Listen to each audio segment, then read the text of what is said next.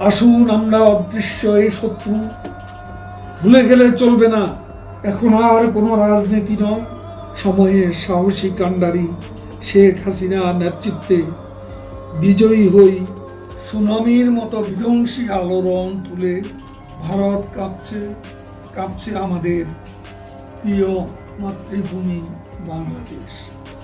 জীবনের এক অচিন্তনীয় অবিশ্বাস্য কঠিন লড়াই। জরুরি সজ্জার জন্য দুনিয়া জুড়ে হাহাকার। সম্মুখ সারির যোদ্ধারা সামাল দিতে হিমশিম, বাড়ছে মৃত্যুর হার।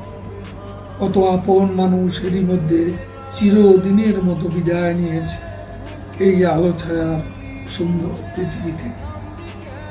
সন্তান হারানোর কান্না, স্বামী হারা নববধূর ফরিয়াদে, বোন হারা ভাইয়ের আর্তনাদে সারা পৃথিবীর আকাশ ভারী। নতুন নতুন ধরন এসে ভয়ঙ্কর রূপ নিয়েছে মৃত্যুর মিছিলে। সকালে ঘুম ভাঙলে নতুন নতুন মৃত্যুর খবর। জীবনে যারা এত কাছের মানুষ, প্রাণঘাতী প্যান্ডেমিক তাদের কত দূরে সরে নিয়ে যায়।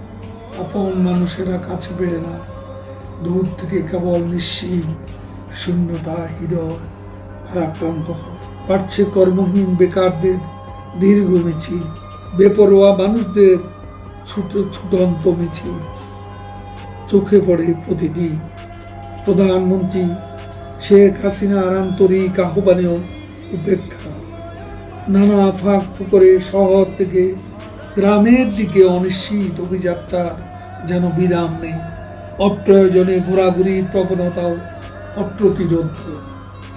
আসুন আমরা অদৃশ্য এই শত্রু মধ্যে ঘরে ঘরে সচেতনতার দুর্গ গড়ে তুলি।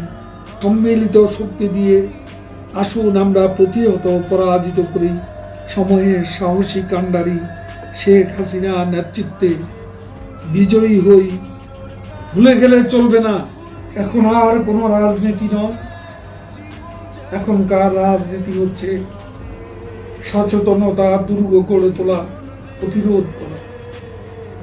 আসুন আমরা দল, মত, শ্রেণী, পেশা নির্বিশেষে আমাদের সকলেরই সুরক্ষার স্বার্থে ঐক্যবদ্ধ লড়াইয়ে অবতীর্ণ। জয় আমাদের হবে ইনশাআল্লাহ।